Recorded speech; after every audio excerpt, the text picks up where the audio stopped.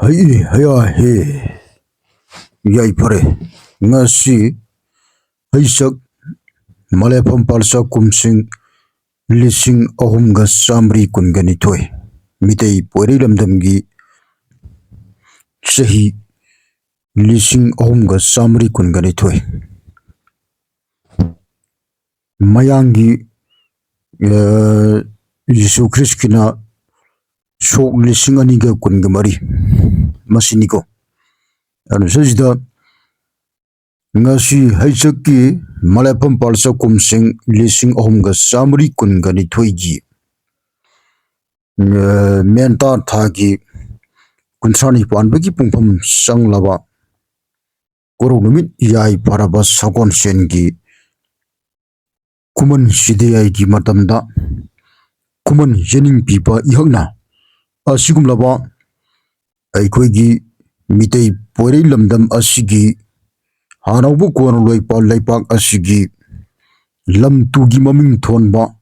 lamit tumit ki matangda aina matang khangalakibagi makha chatarak poina ngasi laukthokkodoriba lamgi koloi minglena more haribu more si ngarang nanda thonjangiba adugumba masi semjan sajanba karoni masi koloi mingleni mitei poirei lamdamgi asengba koloi minglengi manung chanbanati masi aduna hariba minglel asi lauthokpa asengba mamangai matamda tholamba karamba mamangai haiba matamda masi more kaudringi mamangda mitei poirei lamdam asigi mairam maigei deleriba agoigi mitamban jina thonjalamba mitibu mitamban jina thonjalamba more kaina haijaliba masi aran basi lauthoga agoigi mitei poirei lamdamgi asengba adungai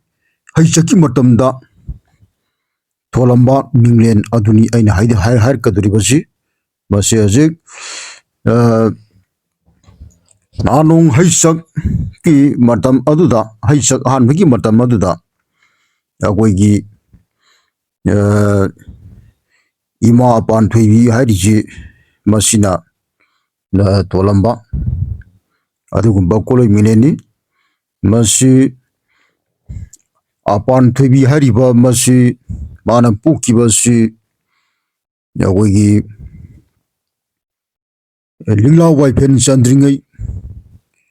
atinga punung pandam naidringai jawa konaidringai hakona hatharakpi adugumbi imani haribi imasi sumnagi imanate malem taibung panba sibu jokba thakba kanba sem saba taibung panba sibu adugumba agoigi yamna matimai leigraba mapumagi kumai agoigi talangi pungloinaba ibo mahakki kumai adu sanagi haidana khalakpa matamda matang puthorokpada agoigi yaurikpi adugumbi imani puthorokpi ana sariba imasi masigi matamda tholamba laon langdai yamna sanaraklaba matung matamda tholamba adugumba koloi minglen oigadoribani hariba agoigi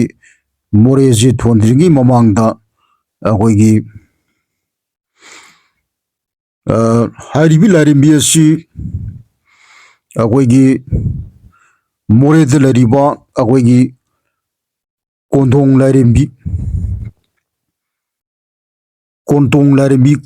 larimbi ko masi haribi agoigi kontong larimbi hariba si masi sumnigi larimbi nate masi magi matamdagi more thongiba magi matamdagi tholaba adugumba more kaudringi mamangda kontong haina khangne more thondringi mamangda kontong haina khangne masiniko ima panthoibina tholamani masi haribi ima panthoibi hariba si agoigi magi man saunsi agoigi nongthang leimagi laisani maji masiniko nongthang leimadagi olakpi adugumbi ima panthoibini ana sajda masi ꯍꯩꯁꯛ ꯍꯥꯏꯁꯛ ꯀꯣꯟꯅ ꯏꯁꯛ ꯂꯥꯡꯕ ꯏꯁꯛ ꯍꯥꯏꯗꯅ ꯂꯩꯔꯤꯕ ꯆꯛꯄꯂꯣꯟ ꯃꯔꯤ ꯅꯝꯃꯨ ꯇꯩꯕ ꯃꯤ ꯑꯣꯏꯔꯛꯅꯕꯒꯤ ꯁꯥꯔꯛꯅꯕꯒꯤ ꯁꯦꯝꯂꯛꯅꯕꯒꯤ ꯗꯃꯛꯇ ꯇꯥꯊꯔꯛꯄ ꯑꯗꯨꯒꯨꯝꯕ ꯆꯛꯄꯂꯣꯟ ꯃꯔꯤ ꯆꯛꯄꯂꯣꯟ ꯃꯔꯤꯒꯤ ꯃꯊꯛꯇ ꯍꯪꯀꯣꯂꯣꯟ ꯃꯇꯪ ꯃꯇꯪ ꯂꯩꯈ꯭ꯔꯦ ꯃꯊꯪ ꯃꯊꯪ ꯁꯨꯃꯥꯏꯅ ꯁꯨꯝ ꯂꯩꯈ꯭ꯔ ꯃꯇꯨꯡꯗ ꯆꯛꯄꯂꯣꯟ ꯃꯔꯤꯒꯤ ꯃꯅꯨꯡ ꯑꯁꯤꯗ ꯑꯩꯈꯣꯏꯒꯤ ꯍꯩꯁꯛꯀꯤ ꯃꯇꯝꯗ ꯊꯣꯜꯂꯝꯕ ꯑꯗꯨꯒꯨꯝꯕ ꯀꯣꯂꯣꯏ ꯃꯤꯂꯦꯟꯅꯤ ꯃꯁꯤ ꯑꯩꯅ ꯁꯥꯄꯟꯅ ꯃꯔꯤꯛ ꯆꯨꯝꯕ ꯋꯥꯐꯝ ꯃꯉꯥ ꯇꯔꯥꯗꯪ ꯑꯩꯈꯣꯏꯒꯤ ꯏꯃꯥ ꯑꯄꯥꯟ ꯊꯣꯏꯕꯤ ꯍꯥꯏꯔꯤꯁꯤ ꯃꯁꯤꯒꯤ ꯅꯨꯡ ꯑꯃꯁꯨꯡ ꯄꯥꯟꯒꯤ ꯑꯣꯏꯕ ꯋꯥꯔꯤ ꯋꯥꯈꯣꯡ ꯀꯌꯥꯃꯔꯨꯝ ꯂꯩꯈ꯭ꯔꯦ ꯃꯁꯤ ꯑꯩꯈꯣꯏꯒꯤ ꯆꯤꯡꯉꯣ ꯂꯥꯏꯑꯣꯏꯕ ꯂꯦꯎꯃꯥꯏ ꯏꯆꯧꯁꯤꯡꯅ ꯃꯊꯪ ꯃꯊꯪ ꯀꯣꯛꯊꯥꯡꯖꯩꯅ ꯑꯩꯈꯣꯏꯒꯤ ꯊꯝꯕꯤꯔꯝꯕ ꯑꯩꯈꯣꯏꯒꯤ ꯑꯗꯨꯒꯨꯝꯕ ꯀꯩꯅꯣꯗꯒꯤ ꯄꯨꯌꯥꯒꯤ ꯐꯩꯗꯣꯝ ꯃꯔꯤꯗꯒꯤ ꯂꯧꯈꯠꯆꯔꯤ ꯍꯥꯏꯔꯒ ꯑꯩꯅ ꯃꯤꯌꯥꯝꯗ ꯋꯥꯐꯝ ꯃꯉꯥ ꯇꯔꯥꯗꯪ ꯁꯝꯄꯟꯅ ꯑꯁꯦꯡꯕ ꯑꯩꯈꯣꯏꯒꯤ ꯋꯥꯍꯩ ꯃꯉꯥ ꯇꯔꯥꯗꯪ ꯑꯩ ꯍꯥꯏꯗꯣꯛꯆꯔꯛꯀꯦ ꯑꯗꯨꯅ ꯁꯤꯗ ꯍꯥꯏꯔꯤꯕꯤ ꯑꯩꯈꯣꯏꯒꯤ ꯃꯣꯔꯦꯗ ꯂꯩꯔꯤꯕꯤ ꯀꯣꯟꯊꯣꯡ ꯂꯥꯏꯔꯦꯝꯕꯤ ꯍꯥꯏꯔꯤꯕ ꯑꯁꯤ ꯆꯨꯝꯅꯒꯤ ꯂꯥꯏꯔꯦꯝꯕꯤ ꯅꯠꯇꯦ ꯃꯁꯤ ꯏꯃꯥ ꯑꯄꯥꯟ ꯊꯣꯏꯕꯤꯁꯦ ꯃꯁꯤꯅꯦ ꯏꯃꯥ ꯑꯄꯥꯟ ꯊꯣꯏꯕꯤꯅꯤꯀꯣ ꯅꯨꯡꯄꯥꯟ ꯊꯛꯈꯥ ꯀꯣꯔꯧ ꯃꯥꯂꯦꯝꯁꯦ ꯇꯨꯅ ꯆꯠꯄ ꯉꯝꯕꯤ ꯑꯗꯨꯒꯨꯝꯕꯤ ꯏꯃꯥꯅꯤ ꯍꯥꯏꯔꯤꯕꯤ ꯏꯃꯥ ꯑꯁꯤ ꯃꯥꯂꯦꯝꯁꯨ ꯑꯣꯏ ꯃꯥꯂꯦꯝ ꯍꯥꯏꯔꯤꯁꯤ ꯃꯁꯤ ꯏꯃꯥꯅꯤ ꯑꯩꯈꯣꯏꯒꯤ ꯍꯛꯆꯥꯡꯁꯤ ꯏꯃꯥꯅꯤ ꯑꯄꯥꯟ ꯊꯣꯏꯕꯤꯅꯤ ꯑꯗꯨꯅ ꯁꯤꯗ ꯑꯩꯈꯣꯏꯅ ꯅꯃꯨ ꯇꯥꯏꯕꯪ ꯃꯤ ꯍꯥꯏꯗꯅ ꯂꯩꯔꯤꯕ ꯇꯤꯟ ꯀꯥꯡ ꯋꯥꯍꯩꯃꯨꯅ ꯀꯛꯆꯤꯡ ꯀꯥꯖꯧ ꯍꯔꯤ ꯍꯔꯧꯅ ꯇꯤꯟ ꯀꯥꯡꯅ ꯆꯤꯡꯕ ꯍꯦꯛ ꯂꯩꯔꯤꯕ ꯅꯃꯨꯄꯣꯡ ꯇꯥꯏꯕꯪ ꯃꯤ ꯄꯨꯝꯅꯃꯛꯁꯤꯡ ꯑꯆꯠ ꯂꯦꯡꯂꯤ ꯄꯥꯜꯂꯤꯕ ꯄꯨꯝꯅꯃꯛꯁꯤꯡ ꯑꯁꯤꯒꯤ ꯃꯁꯤ ꯏꯃꯥꯒꯤ ꯃꯇꯝꯕꯥꯛꯇ ꯑꯩꯈꯣꯏꯒꯤ ꯊꯝꯕ ꯉꯝꯕꯤ ꯏꯃꯥꯒꯤ ꯃꯇꯝꯕꯥꯛꯇ ꯆꯥꯎꯔꯛꯄꯤ ꯑꯗꯨꯒꯨꯝꯕ ꯑꯩꯈꯣꯏꯒꯤ ꯌꯥꯝꯅ ꯃꯇꯤꯛ ꯃꯥꯏ ꯂꯩꯈ꯭ꯔꯕꯤ ꯏꯃꯥꯅꯤ ꯍꯥꯏꯔꯤꯕ ꯏꯃꯥ ꯑꯁꯤ ꯆꯨꯝꯅꯒꯤ ꯏꯃꯥ ꯅꯠꯇꯦ ꯃꯁꯤꯒꯤ ꯏꯃꯥꯁꯤꯒꯤ ꯃꯇꯝꯗ ꯍꯩꯁꯛꯀꯤ ꯃꯇꯝꯗ ꯊꯣꯜꯂꯝꯕ ꯑꯩꯈꯣꯏꯒꯤ ꯃꯥꯂꯦꯝ ꯇꯥꯏꯕꯪ ꯄꯥꯟꯕ ꯑꯁꯤꯗ ꯑꯗꯨꯛꯀꯤ ꯃꯇꯤꯛ ꯂꯤꯔꯕꯤ ꯑꯩꯈꯣꯏꯒꯤ ꯂꯥꯏꯐꯝꯅꯦꯕ ꯑꯗꯨꯛꯀꯤ ꯃꯇꯤꯛ ꯂꯤꯔꯕ ꯂꯥꯏꯐꯝ ꯀꯣꯟꯊꯣꯡ ꯂꯥꯏꯔꯦꯝꯕꯤ ꯍꯥꯏꯔꯤꯕ ꯑꯩꯈꯣꯏꯒꯤ ꯂꯥꯏꯁꯦ ꯃꯁꯤ ꯌꯥꯝꯅ ꯂꯤꯔꯕ ꯑꯗꯨꯒꯨꯝꯕ ꯂꯥꯏꯐꯝ ꯑꯃꯅꯦ ꯃꯁꯤ ꯂꯥꯏ ꯅꯨꯄꯤ ꯑꯣꯏ ꯍꯥꯏꯗꯅ ꯑꯩꯈꯣꯏꯅ ꯂꯥꯏꯔꯦꯝꯕꯤ ꯍꯥꯏꯅ ꯍꯥꯏꯖꯤꯟꯕꯤꯅꯤ ꯍꯦꯛꯇ ꯍꯥꯏꯖꯤꯟꯕꯩ ꯋꯥꯅꯤ ꯃꯁꯤ ꯆꯞ ꯆꯥꯕꯗꯤ ꯏꯃꯥ ꯑꯄꯥꯟ ꯊꯣꯏꯕꯤꯅꯦꯕ ꯑꯗꯨꯅ ꯍꯥꯏꯔꯤꯕ ꯏꯃꯥ ꯑꯄꯥꯟ ꯊꯣꯏꯕꯤ ꯑꯁꯤ ꯑꯩꯈꯣꯏꯒꯤ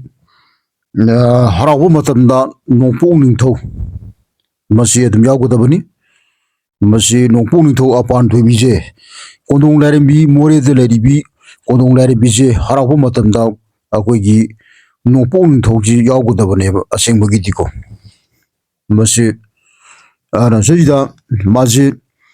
ꯍꯔꯥꯎꯔꯁꯨ ꯌꯥꯏ ꯍꯔꯥꯎꯗ꯭ꯔꯁꯨ ꯌꯥꯏ ꯃꯥꯗꯤ ꯑꯗꯨꯝ ꯑꯗꯨꯒꯨꯝꯕ ꯌꯥꯝꯅ ꯂꯨꯕ ꯂꯥꯏꯐꯝ ꯑꯃꯅꯤ ꯀꯨꯝꯍꯩꯁꯤ ꯑꯗꯨꯝ ꯇꯥꯏꯕꯪ ꯃꯤꯅ ꯍꯔꯥꯎꯖꯕꯩ ꯋꯥꯅꯤ ꯃꯥꯗꯤ ꯑꯗꯨꯝ ꯍꯔꯥꯎ ꯁꯥꯟꯅꯔꯤꯕꯅꯤ ꯑꯗꯨꯝ ꯃꯥꯒꯤ ꯃꯇꯝꯕꯥꯛꯇ ꯑꯩꯈꯣꯏ ꯍꯤꯡꯉꯤꯕꯅꯦꯕ ꯑꯗꯨꯅ ꯁꯤꯗ ꯃꯥꯒꯤ ꯁꯛꯂꯣꯟꯁꯤ ꯀꯌꯥ ꯄꯨꯕ ꯉꯝꯕꯤ ꯑꯗꯨꯒꯨꯝꯕꯤ ꯁꯛꯂꯣꯟꯁꯤ ꯂꯤꯁꯤꯡ ꯂꯤꯆꯥ ꯂꯤꯄꯨꯟ ꯄꯨꯕ ꯉꯝꯕꯤ ꯑꯗꯨꯒꯨꯝꯕꯤ ꯂꯥꯏꯔꯦꯝꯕꯤꯅꯤ ꯃꯥꯒꯤ ꯃꯇꯝꯕꯥꯛꯇ ꯆꯤꯡ ꯈꯣꯏꯌꯨꯝ ꯂꯥꯏ ꯄꯨꯝꯅꯃꯛ ꯄꯣꯛꯇ ꯑꯩꯈꯣꯏꯒꯤ ꯑꯗꯨꯝ ꯂꯩꯕꯤ ꯑꯗꯨꯒꯨꯝꯕꯤ ꯂꯥꯏꯔꯦꯝꯕꯤꯅꯤ ꯑꯗꯨꯅ ꯁꯤꯁꯤꯗ ꯃꯁꯤ ꯍꯥꯏꯔꯤꯕ ꯂꯥꯏꯔꯦꯝꯕꯤ ꯑꯁꯤ ꯍꯔꯥꯎꯕ ꯃꯇꯝꯗ ꯑꯩꯈꯣꯏꯅ ꯍꯧꯖꯤꯛ ꯃꯇꯝꯒꯤ ꯍꯥꯟꯅ ꯃꯃꯥꯡꯉꯩꯗꯗꯤ ꯍꯔꯥꯎꯕ ꯅꯠꯇ꯭ꯔꯒꯅ ꯎꯃꯪ ꯂꯥꯏꯅꯆꯤꯡꯕ ꯍꯦꯛ ꯂꯩꯕ ꯎꯃꯪ ꯂꯥꯏ ꯆꯍꯨꯝ ꯍꯨꯝꯐꯨ ꯃꯉꯥ ꯆꯍꯨꯝ ꯍꯨꯝꯐꯨ ꯇꯔꯨꯛ ꯍꯔꯥꯎꯕ ꯃꯇꯝꯗ ꯑꯩꯈꯣꯏꯒꯤ ꯃꯤꯇꯩ ꯄꯨꯌꯦꯜ ꯂꯝꯗꯝꯒꯤ ꯑꯗꯨꯉꯩ ꯃꯇꯝꯗꯗꯤ ꯃꯁꯤꯗꯒꯤ ꯆꯍꯤ 1300 ꯂꯤꯁꯤꯡ ꯂꯤꯆꯥ ꯂꯤꯄꯨꯟꯒꯤ ꯃꯇꯝꯗꯗꯤ ꯑꯩꯈꯣꯏꯒꯤ ꯅꯨꯄꯤ ꯃꯧꯁꯤꯡꯅ ꯐꯤꯗꯣꯟ ꯆꯤꯡꯈꯠꯄ ꯑꯗꯨꯒ ꯂꯩꯁꯥꯕꯤ ꯆꯅꯨꯁꯤꯡꯅ ꯆꯅꯨ ꯅꯤꯉꯣꯜꯁꯤꯡꯅ ꯐꯤꯗꯣꯟ ꯆꯤꯡꯊꯕ ꯁꯤꯅꯤꯀꯣ ꯆꯠꯅꯔꯝꯃꯤꯁꯦ ꯑꯗꯒꯤ ꯏꯃꯥ ꯑꯃꯥꯏꯕꯤꯁꯤꯡꯅ ꯐꯤꯗꯣꯟ ꯆꯤꯡꯈꯠꯄ ꯃꯁꯤ ꯆꯠꯅꯔꯝꯃꯤ ꯑꯗꯨ ꯍꯧꯖꯤꯛ ꯃꯇꯝꯒꯤ ꯂꯥꯏ ꯍꯔꯥꯎꯕ ꯈꯨꯗꯤꯡꯃꯛꯇ ꯍꯦꯛ ꯂꯩꯕ ꯑꯣꯏꯕ ꯈꯨꯗꯤꯡꯃꯛꯇ ꯑꯩꯈꯣꯏꯒꯤ ꯐꯤꯗꯣꯟ ꯆꯤꯡꯈꯠꯄ ꯑꯁꯤ ꯉꯥꯛꯇꯪꯒꯤ ꯇꯥꯠ ꯄꯥꯠ ꯑꯣꯏꯅ ꯆꯤꯡꯈꯠꯆꯅꯕ ꯃꯧꯁꯤꯡꯁꯨ ꯑꯗꯨꯒ ꯂꯥꯏꯄꯛꯇ ꯂꯩꯁꯥ ꯅꯝꯕꯒꯤ ꯃꯍꯨꯠꯇ ꯑꯩꯈꯣꯏꯒꯤ ꯃꯅꯥꯇꯣꯟꯗ ꯅꯤꯡꯊꯦꯝ ꯄꯥꯝꯍꯩꯕꯅ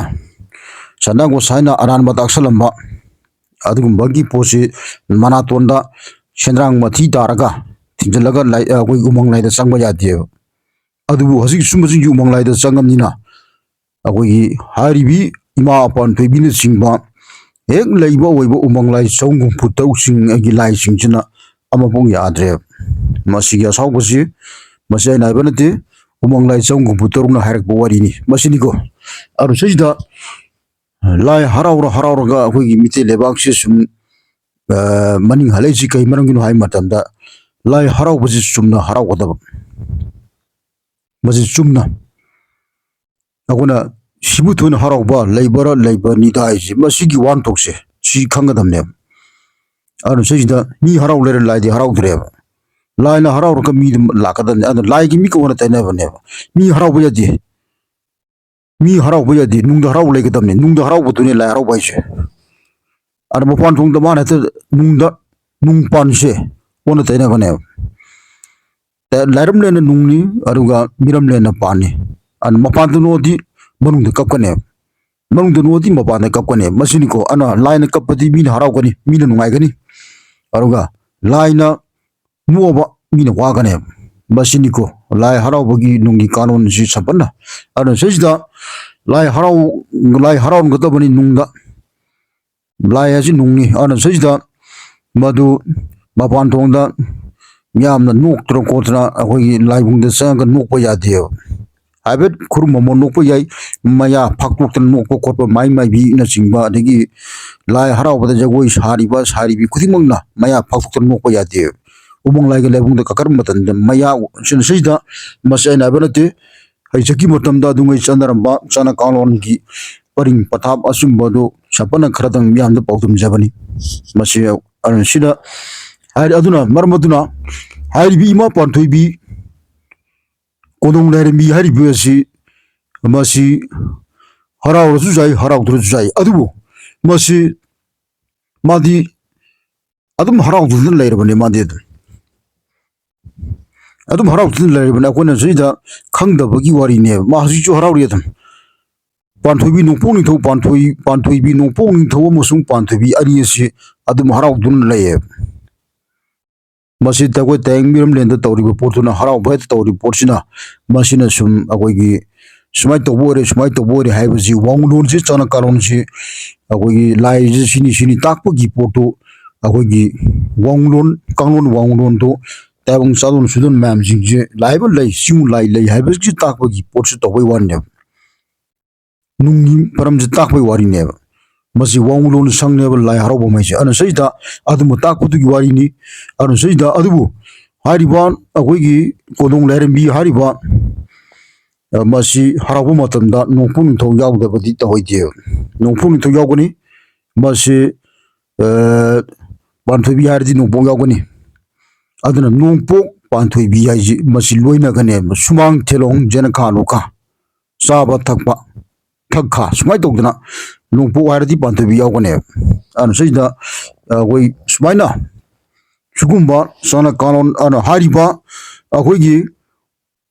ꯀꯣꯗꯣꯡ ꯂꯥꯏꯔꯦꯝꯕꯤ ꯑꯁꯤ ꯑꯩꯈꯣꯏꯒꯤ ꯃꯁꯤ ꯏꯃꯥ ꯄꯥꯟꯊꯣꯏꯕꯤꯁꯦ ꯃꯁꯤꯅꯤꯀꯣ ꯑꯗꯨꯅ ꯏꯃꯥ ꯄꯥꯟꯊꯣꯏꯕꯤꯅꯤ ꯑꯄꯥꯟ ꯊꯣꯏꯕꯤ ꯍꯥꯏꯕ ꯄꯥꯟꯊꯣꯏꯕꯤ ꯍꯥꯏꯔꯤꯕꯁꯤ ꯃꯥꯒꯤ ꯀꯧꯗ꯭ꯔꯤꯉꯩꯒꯤ ꯃꯃꯥꯡꯗ ꯃꯥꯒꯤ ꯃꯃꯤꯡꯁꯤ ꯃꯌꯥꯝ ꯂꯩꯈ꯭ꯔꯦ ꯃꯩꯂꯦꯟ ꯇꯣꯝꯁꯥꯟꯅꯕꯤ ꯀꯥꯏꯅ ꯀꯧꯕ ꯂꯩꯗꯅ ꯑꯗꯨꯅ ꯁꯤꯗ ꯄꯥꯟꯊꯣꯏꯕꯤ ꯍꯥꯏꯔꯤꯕ ꯃꯤꯡꯂꯦꯟ ꯑꯁꯤꯗꯤ ꯃꯁꯤꯗꯤ ꯑꯍꯨꯝꯁꯨꯕ ꯃꯤꯡꯂꯦꯟ ꯏꯃꯥꯒꯤ ꯃꯤꯡꯂꯦꯟꯁꯤ ꯇꯥꯏꯕꯪ ꯃꯤꯔꯝꯅ ꯇꯥꯊꯔꯛꯄ ꯀꯃꯥꯏꯅ ꯇꯥꯏꯕꯪ ꯃꯤꯔꯝꯂꯦꯟꯁꯤ ꯌꯣꯛꯄ ꯊꯕꯛ ꯀꯟꯕ ꯁꯦꯝꯕ ꯁꯥꯕ ꯑꯣꯏꯔꯒꯦ ꯍꯥꯏꯗꯅ ꯑꯩꯈꯣꯏꯒꯤ ꯃꯥꯒꯤ ꯃꯃꯥ ꯃꯄꯥꯅ ꯁꯤꯟꯊꯔꯛꯄꯒꯤ ꯃꯇꯨꯡ ꯏꯟꯅ ꯌꯥꯊꯪꯗꯨꯒꯤ ꯃꯇꯨꯡ ꯏꯟꯅ ꯇꯥꯏꯕꯪ ꯃꯤꯔꯝꯂꯦꯟ ꯑꯁꯦ ꯅꯪꯅ ꯌꯣꯛꯄ ꯊꯥꯛꯄ ꯀꯟꯕ ꯁꯦꯝꯕ ꯁꯥꯕ ꯑꯣꯏꯔꯒꯗꯕꯅꯤ ꯍꯥꯏꯕꯒꯤ ꯍꯦꯛ ꯇꯥꯛꯂꯛꯄꯒꯤ ꯃꯇꯝ ꯑꯗꯨꯗ ꯄꯥꯟꯊꯣꯏꯕꯤ ꯍꯥꯏꯕ ꯃꯤꯡꯊꯣꯜ ꯑꯁꯤ ꯄꯤꯈꯤꯕꯅꯦꯕ ꯀꯃꯥꯏꯅ ꯇꯥꯏꯕꯪ ꯄꯥꯟꯕ ꯑꯁꯤꯗ ꯆꯪꯗ꯭ꯔꯕ ꯌꯥꯗ꯭ꯔꯕ ꯄꯣꯂꯝ ꯆꯔꯝ ꯊꯣꯏꯗꯣꯛ ꯍꯦꯟꯗꯣꯛꯅ ꯂꯦꯝꯅ ꯄꯥꯅ ꯄꯨꯝꯅꯃꯛꯁꯤꯡ ꯑꯁꯦ ꯄꯤ ꯍꯥꯏꯗꯅ ꯄꯥꯟꯊꯣꯏꯕꯤ ꯄꯥꯟ ꯍꯥꯏꯗꯤ ꯄꯥꯟꯕꯗ ꯆꯪꯒꯗꯕ ꯊꯣꯏ ꯍꯥꯏꯗꯤ ꯊꯣꯏꯗꯣꯛ ꯍꯦꯟꯗꯣꯛꯄ ꯄꯣꯂꯝ ꯄꯨꯝꯅꯃꯛ ꯇꯥꯏꯕꯪ ꯄꯥꯟꯕ ꯑꯁꯤ ꯑꯩꯈꯣꯏꯅ ꯍꯤꯡꯕꯗ ꯆꯪꯒꯗꯕ ꯄꯣꯂꯝ ꯆꯔꯝ ꯊꯣꯏꯗꯣꯛ ꯍꯦꯟꯗꯣꯛꯄ ꯃꯁꯤ ꯃꯌꯥꯝꯁꯤꯡꯁꯦ ꯃꯁꯤꯕꯨ ꯄꯤ ꯍꯥꯏꯗꯅ ꯄꯥꯟꯊꯣꯏꯕꯤ ꯍꯥꯏꯕꯅꯤ ꯁꯤꯅꯤꯀꯣ ꯑꯗꯨꯅ ꯁꯤꯁꯤꯗ ꯊꯛꯂꯣꯟꯗ ꯂꯩꯈ꯭ꯔꯦ ꯈꯥꯂꯣꯟꯗ ꯂꯩꯈ꯭ꯔꯦ ꯅꯨꯡꯂꯣꯟꯗ ꯂꯩꯈ꯭ꯔꯦ ꯁꯤꯅꯤꯀꯣ ꯁꯨꯃꯥꯏꯅ ꯃꯔꯣꯟ ꯑꯍꯨꯝꯁꯦ ꯑꯗꯨꯅ ꯁꯤꯁꯤꯗ ꯍꯥꯏꯔꯤꯕꯤ ꯏꯃꯥ ꯀꯣꯟꯗꯣꯡ ꯂꯥꯏꯔꯦꯝꯕꯤ ꯍꯥꯏꯔꯤꯁꯤ ꯃꯁꯤꯒꯤ ꯃꯇꯥꯡꯗꯅꯤ ꯑꯩꯅ ꯍꯥꯏꯖꯔꯤꯁꯤ ꯍꯥꯏꯔꯤꯕ ꯀꯣꯟꯗꯣꯡ ꯂꯥꯏꯔꯦꯝꯕꯤꯁꯤ ꯃꯥꯒꯤ ꯃꯇꯤꯛ ꯃꯌꯥꯏꯁꯤ ꯑꯗꯨꯛꯀꯤ ꯃꯇꯤꯛ ꯂꯩꯈ꯭ꯔꯕ masi akhoi chumnagi lai nateba masi yamna mati mai lekramo ana masi ana mitei poilam da masi gi koloi minglen ana sajida lanongda haribi larimbi kodong larimbi asi gi laisat layati nong thang laimagi laisat ne masiniko nong thang laimagi laisati panthoi asi su amani nase panthoi ji kona tatar ko jai gare ana awogi milam lenda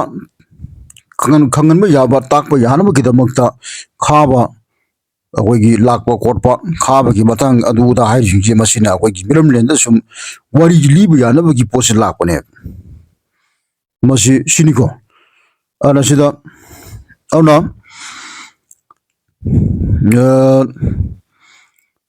siunong pok panthoi bi anina laipak ki mapu oiduna panki panthoi bi gi maming asi makal makha yamna yami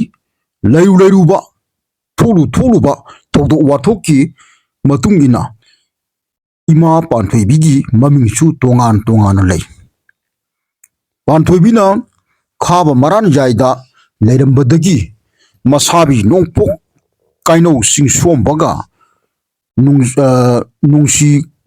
koitung buna seloi lamai singda leki chiniko matamatuda leitingai da khaba kangbu panthoi bibu khaba kanguna panthoi bibu koidan tana duna thikiba matamda phangdrna ba haidana apan thoi musunong pung thau ani asina koilot lotuna leki nomang khama kha damung lot nomang khai banate lok mang khai bani hari ukha wakha damung lot aregi loksap tamung lot lening damung lot thak tamung lot smai tokduna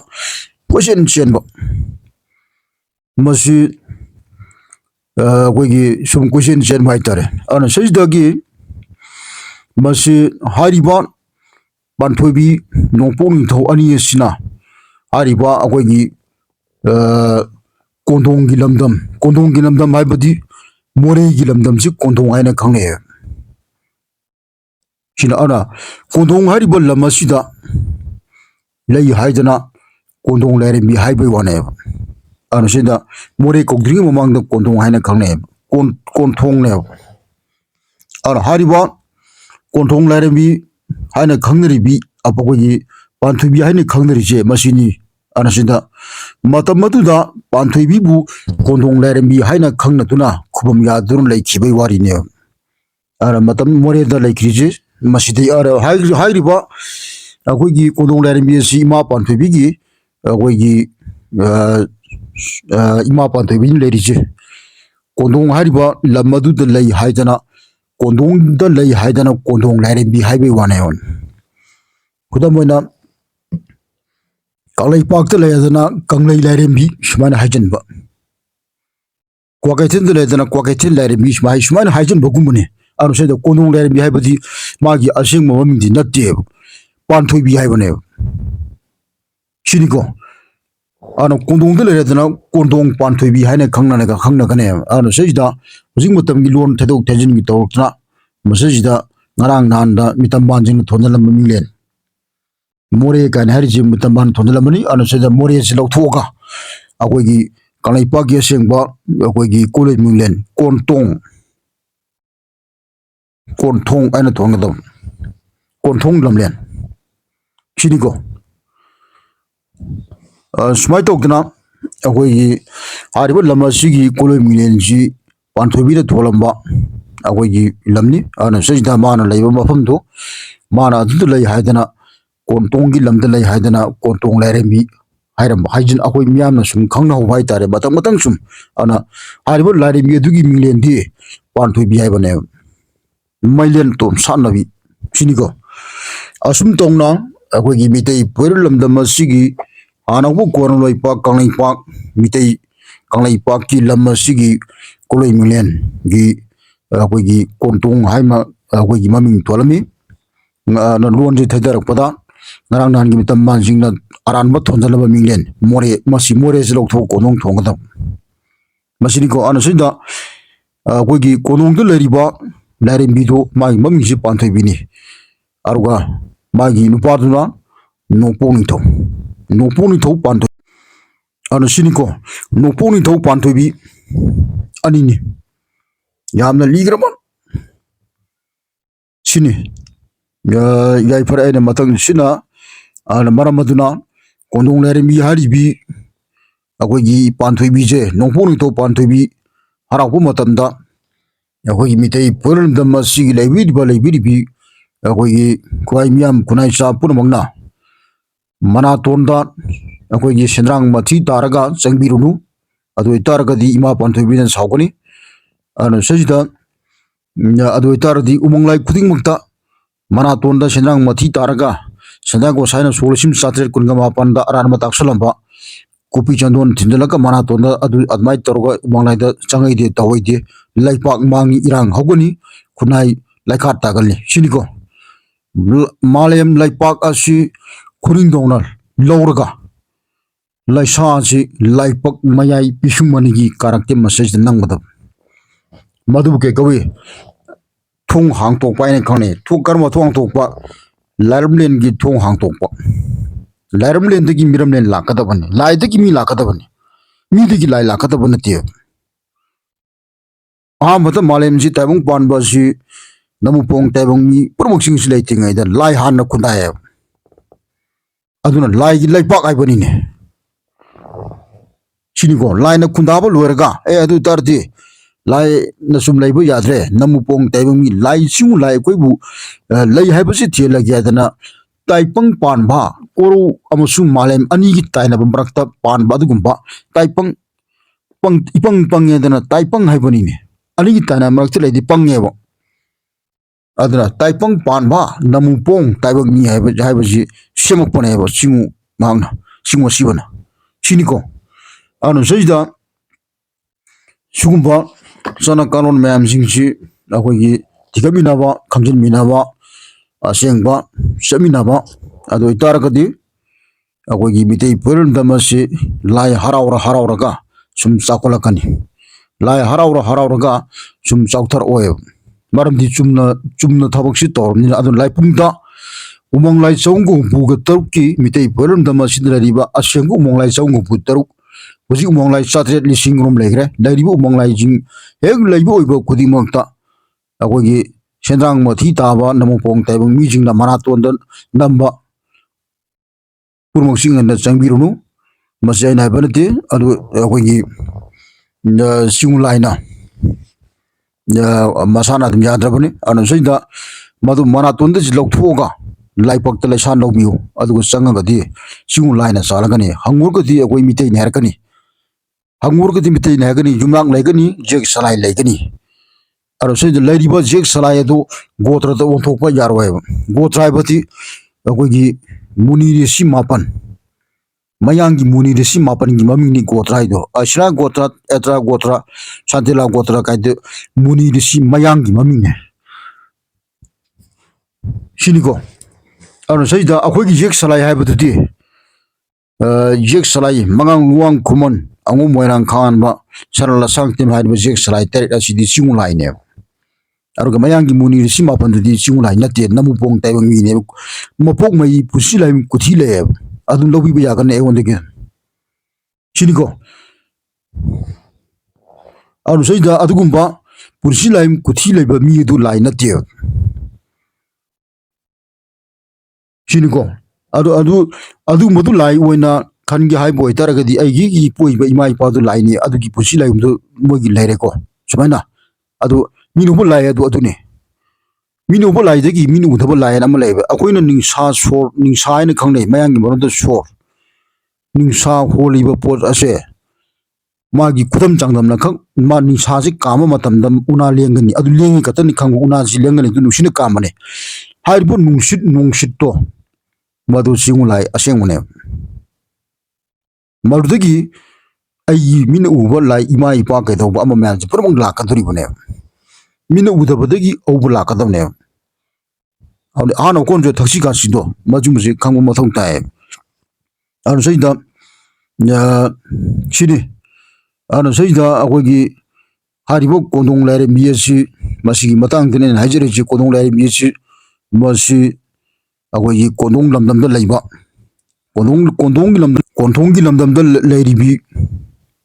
ꯑꯩꯈꯣꯏꯒꯤ ꯏꯃꯥ ꯄꯥꯟꯊꯣꯏꯕꯤ ꯅꯣꯡꯄꯣꯛ ꯅꯤꯡꯊꯧ ꯑꯅꯤ ꯑꯁꯤ ꯃꯁꯤ ꯆꯨꯝꯅꯒꯤ ꯂꯥꯏ ꯅꯠꯇꯦ ꯃꯁꯤꯅꯤꯀꯣ ꯑꯗꯨꯕꯨ ꯁꯤꯗ ꯍꯦꯛꯇ ꯂꯥꯏꯁꯪꯁꯤ ꯊꯨꯒꯥꯏꯔ ꯈꯣꯠꯈꯥꯏꯔꯒ ꯏꯃꯥ ꯄꯥꯟꯊꯣꯏꯕꯤ ꯅꯣꯡꯄꯣꯛ ꯅꯤꯡꯊꯧꯁꯤ ꯍꯦꯛꯇ ꯃꯥꯡꯒꯗꯕ ꯅꯠꯇꯦ ꯃꯥꯗꯤ ꯀꯣꯔꯧ ꯃꯥꯂꯦ ꯅꯨꯃꯤꯠ ꯊꯥꯅ ꯄꯥꯜꯂꯤꯈꯩ ꯑꯗꯨꯝ ꯂꯩꯔꯒꯗꯕ ꯅꯃꯨꯄꯣꯡ ꯇꯥꯏꯕꯪ ꯄꯥꯟꯕ ꯑꯁꯤ ꯌꯣꯛꯄ ꯊꯥꯛꯄ ꯁꯦꯝꯕ ꯁꯥꯔꯕ ꯑꯣꯏꯔꯒꯦ ꯍꯥꯏꯗꯅ ꯁꯤꯒꯨꯝꯕꯒꯤ ꯁꯤꯟꯊꯥ ꯁꯥꯋꯣꯜ ꯂꯥꯡꯋꯣꯜꯅꯗꯤ ꯂꯥꯛꯄꯅꯦꯕ ꯃꯁꯤꯅꯤꯀꯣ ꯃꯁꯤ ꯋꯥꯔꯤ ꯋꯥꯈꯣꯡ ꯃꯌꯥꯝ ꯂꯩꯈ꯭ꯔꯦ ꯉꯁꯤꯒꯤꯗꯤ ꯃꯇꯥꯡ ꯑꯁꯤꯗ ꯇꯦꯟꯖꯔꯒꯦ ꯌꯥꯏꯐꯔꯦ